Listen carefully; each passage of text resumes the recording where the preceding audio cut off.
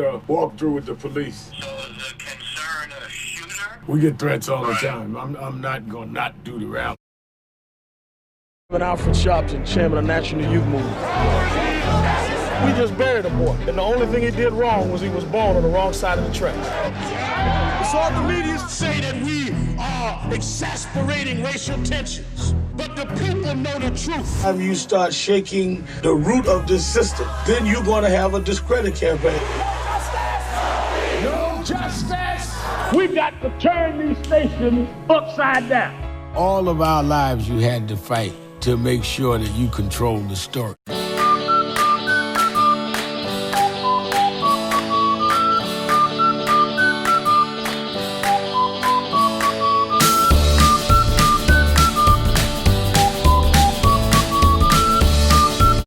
Good morning, everyone. Welcome to Unity. I wasn't going to make this video. I wasn't feeling good this morning and I wasn't going to make the video, but I said to myself, you know what? I've gotten so many questions on unientity.com on this topic. I just couldn't take it anymore. I'm just going to get it out there and that's it. So as you've seen from the video, Al Sharpton was a huge figure in the late 80s, early 90s. And how did I get to know or get to see Al Sharpton or even get to see who he was? Because I didn't even know who he was until I seen him. So I'll explain exactly what happened. I used to, when I was young, when I was 19 years old, I was a gopher for a very prominent Italian figure in Manhattan. So I would meet up with him in Little Italy, and he would give me, odd jobs to do here and there. And this was how I made money in my youth. So I remember getting a call, and it was him, and he told me, you got to come down. I got $3,000 for you. Now, I immediately jumped up, and I'll explain why. At that time, I lived in a one-bedroom apartment, and I was paying $300 a month in rent, and I was behind my rent 2 months, and my landlord wanted me out of the apartment. He told me, you got to go, okay? He was actually getting ready to do the process to take me to court to get me out. So I immediately jumped up. I said to myself, boom, that'll pay my rent, So I get to Manhattan. He puts a $3,000 envelope on the table and tells me, this is for you. You got to bring 10 people tomorrow. As soon as he said I got to bring people, I knew exactly what he meant. So this wasn't the first time he paid me to do this, but he never asked for 10 people. Usually it was just me and one other person. This time he wanted 10 of my friends. He said, pay your friends with the money. But here's the thing, I needed the money. So what I wound up doing was I called up 10 of my buddies. Now, but before we get into that, I want to tell you what he paid me for. So my boss paid me to go and picket at a construction site. Now, we did this many times before because he would tell us, go to that site and you would picket, and here are the signs you got to carry. And usually we would be there for a few hours. We get a phone call from him saying, okay, you could leave, okay? I have an idea of what was going on. Maybe these construction sites were paying my boss in order for them to work, and then or sometimes you would have a construction site that did not want to pay, and that was when my boss would send us to picket. Now, these construction sites did not want picketing because it slows down everything. They can't get their trucks in. We stopped their trucks from coming in. It's just a hassle, a headache for them. Now, he tells me you got to split that up between you and your 10 buddies. Now, immediately I'm thinking, I'm taking, well, here's what I wound up doing in the end. I wind up taking $2,000 for myself and giving $100 each to the to my 10 buddies. To them, $100 was a lot of money. So to them, they were okay with it. What, to picket for a few hours, you know, for $100 plus? They knew who they were doing the favor for, so they wanted to get in good. So for them, it was no problem. So I wind up keeping $2,000. I wind up paying my back rent. I gave my landlord 3 months rent. I gave him $900 and I kept $1,100. And my landlord was ecstatic. He was so happy. He was like, yeah, you could stay as long as you want, you know. Meanwhile, the day before, he was talking about taking me to court, you know. So I go to the payphone to call up my buddies because I got all their names and I'm at the payphone, and my boss is sitting like 3 feet away from me at a table. Okay, it was like a cafe, and so Reverend Al Sharpton walks in. I didn't know who he was. The only thing I'm thinking is, why is this heavyset black man walking into an Italian cafe, like acting like he knows my boss? Meanwhile, he has a perm and the whole nine. This is what he looked like. In fact, this jogging suit is the exact jogging suit that he wore that day. Let's get something else clear. The following day, when I seen him, he had on the same jogging suit. The exact same jogging suit. So either he has 1,000 of these jogging suits, or he's wearing the same jogging suit every day. So he walks in like he knows my boss, and they even like give a little hug. And I'm like, who the hell is this guy? You know, my boss would never, like, my boss was, you know, he would never do that. He was not known to do that. But he did that with Al Sharpton. So now my boss slams down a giant envelope filled with $100 bills, and he slams it down on the table, and he goes, 10,000. He says, how many can I get for that? And Al Sharpton tells my boss, I'll have 200 N-words down here by tomorrow. And my boss says, you got yourself a deal. And he shook his hand. Now, at that point, I have no idea what the hell is going on. Okay? All I know is that I'm calling. Now, Al Sharpton turns to my boss and says, what about this guy right here? And my boss goes, nah, he's with me. Don't worry about it. And then Sharpton left. Now, the next day comes. I go to the construction site, you know, with my buddies. Lo and behold, who's there? Al Sharpton and 200 black people. And they were there picketing just like us. And I'm like, wait a second. Then I see Jesse Jackson. And I'm like, what the F is going on here? I knew Jesse Jackson. I didn't know Al Sharpton, but I knew Jesse Jackson. And I'm like, what the hell is going on here? Okay? Remember, what would you think if you were in my shoes? So he's picketing now. One of the younger black guys, he was around my age. He was like 19, 20 years old. He was there with his younger sister, who couldn't have been more than 12 years old, and his grandmother. And they were picketing. And they were genuinely believing why they were there. They genuinely felt like this construction site did not want to hire black people. Meanwhile, almost 60% of that construction site had black employees.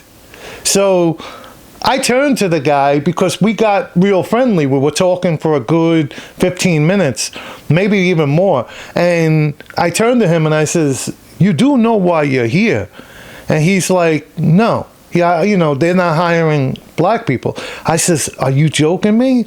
I says, come here. I want to show you something. I brought him to the gate where all the workers were, and I showed him. I says, look, there's more than half of the employees here are black. So he looked and like as if he just saw a ghost.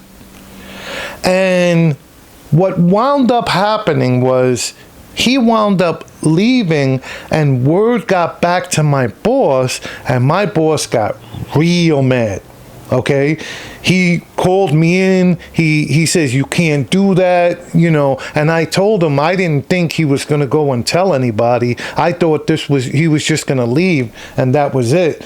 He's like, yeah, but you can't do that. And that was the end of that conversation. And guess what? My boss never called me back again.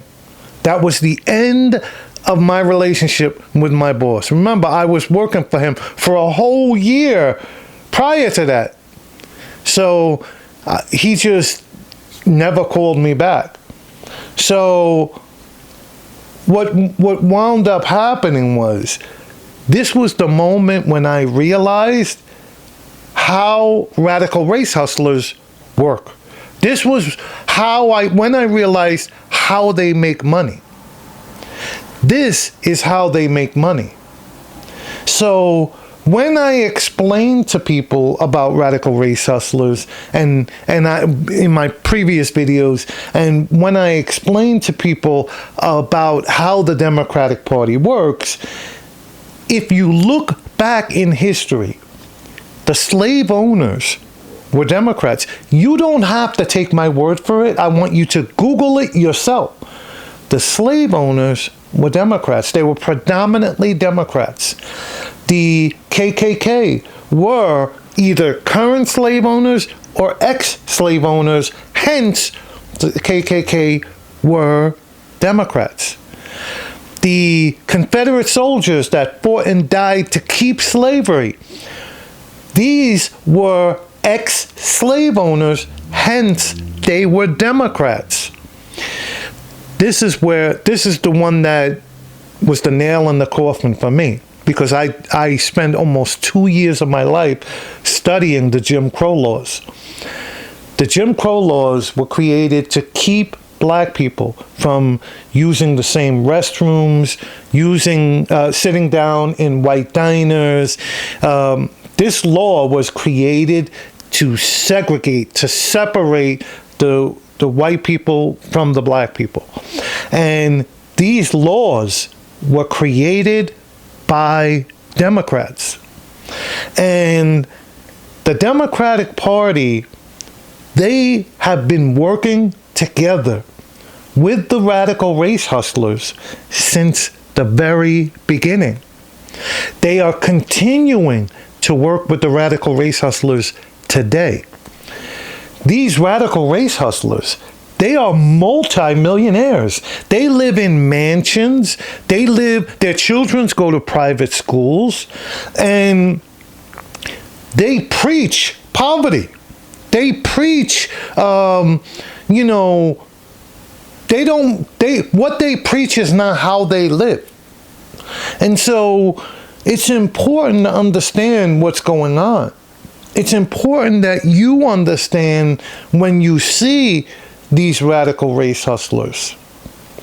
Just recently, there was a Miami Dolphin football player who was pulled over in Miami by a police officer. Just recently happened. And the police officer, who was a bad apple, he had a thick Spanish accent. So I don't know. I can't believe that he was born in America with that thick Spanish accent. Okay? And this guy went off on a rant. He woke up on the wrong side of the bed. He was just a bad apple. The other officers around him were compliant. So if you're compliant, you're responsible. Okay?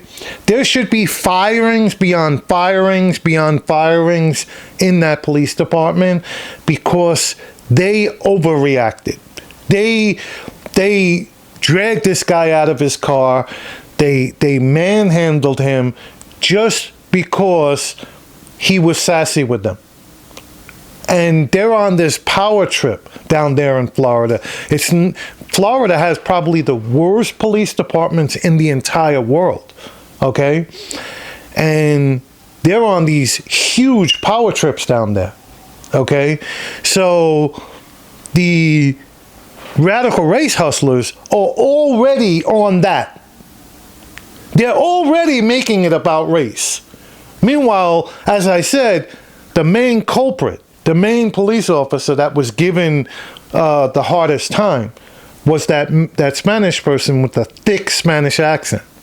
But they're still going to find a way to make it about race because the football player was black. So I've been getting so much flack from my fellow Republicans. They've been giving me so much of a hard time because I am a Republican that is for defunding the police. I am a Republican for taking away the power of the police. Why? Because the police, they're giving quotas, and these quotas have to be met. And if they're not met, what happens is they either lose their job or they're fined or they're penalized. And what happens is these police officers wind up giving tickets. They wind up making arrests that they're not supposed to be making because of these quotas. And we have to take away the power from the police because of officers like that officer down in Miami, that Spanish officer that manhandled and made this situation what it actually is.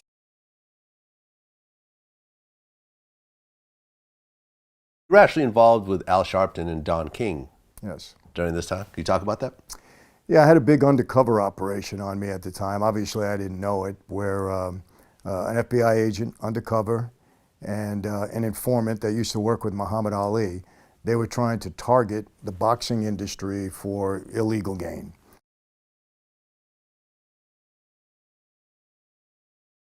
And Al Sharpton, who I knew very well at the time, was my liaison between Don King and myself. And you know, Al Sharpton at the time, he was a gun for hire. You know, we needed him to do some things with his own people, which he called them at the time. We hired him to do it.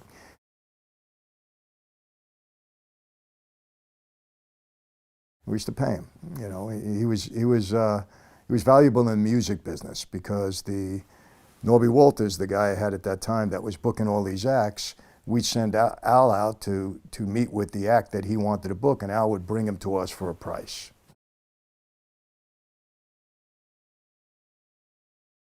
That's how we used him. So I know Al very well. Okay. But the only one that got in trouble over that was Al Sharpton, because he tried to do a drug deal with the agents. And then he became an informant after that, 100%, no matter what he says. He was an informant. He tried to do a drug deal. They got him on tape doing the deal, the whole bit.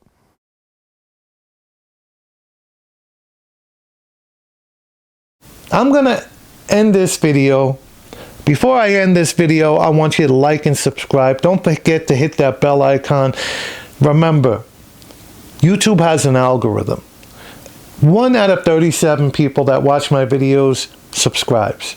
Please hit that subscribe button. It really helps us to release more videos. I'm going to end this video like I end every other video. I love all humans. Doesn't matter who you are, because every human has a soul, and that soul comes from the entity. And anything that comes from God can only be pure. I want to wish each of you a wonderful and incredible day.